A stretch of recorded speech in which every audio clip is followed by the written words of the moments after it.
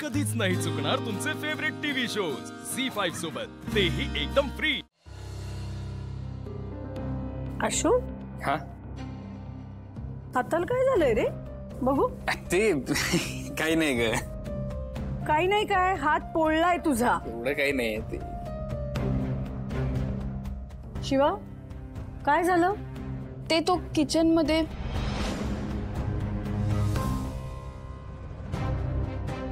कळलं जबाबदारी कोणी घेतली ते आणि कोणी कोणावर टाकली। आपण जरा घरात नव्हतो तर हिने आशूला कामाला लावलं। सीता, आशू तिला मदत करायला गेला असेल ना? मदत करावीच लागणार, हिला येतंय काय? सीताई, ते मी ना मला काही बोलू नकोस। आम्ही घरात नव्हतो तर तू आशूला कामाला लावलंस आणि तू काय करत होतीस? दंगा, मस्ती, उनाडक्या। आई अगं सीता, एक मिनिट। काय झालंय? प्रवासामुळे तू दमली आहेस म्हणून तुझी चिडचिड होते। माझी चिडचिड होते हे तुम्हाला कळते, पण ती कशामुळे होते याचं कारण माहित असून सुद्धा तुम्ही सहज असं दुर्लक्ष कसं करू शकता? सीता, आपण आत्ता देवदर्शन करून आलोय की नाही? आता हा विषय नको। मी तुमच्यासाठी टॉवेल आणि कपडे काढून ठेवलेत आणि गरम पाण्याचा गीझर पण लावलाय। आता काही दाखवायची गरज नाहीये।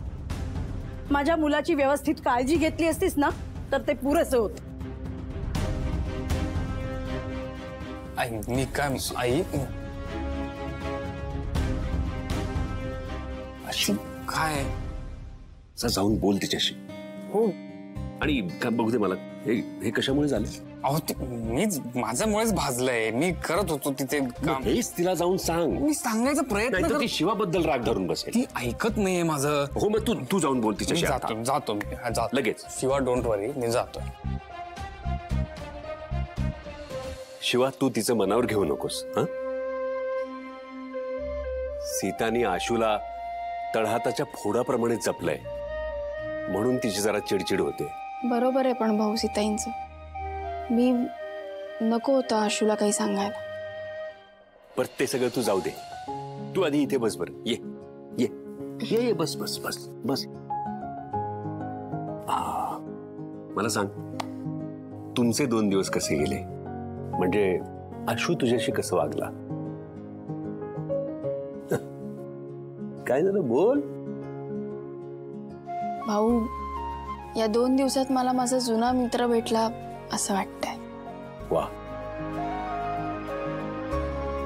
म्हणजे देवदर्शनाचं फळ मला मिळालं। शिवाय मला वाटतं तुम्हाला तुमची जुनी मैत्री सापडो आणि तुमचा प्रेमाचा प्रवास सुरू हो। तुमचा पाठिंबा असेल ना तर नेहमी असंच होईल। माझा पाठिंबा आहेस तुला शिवा। तू माझ्या मुलीसारखी आहेस।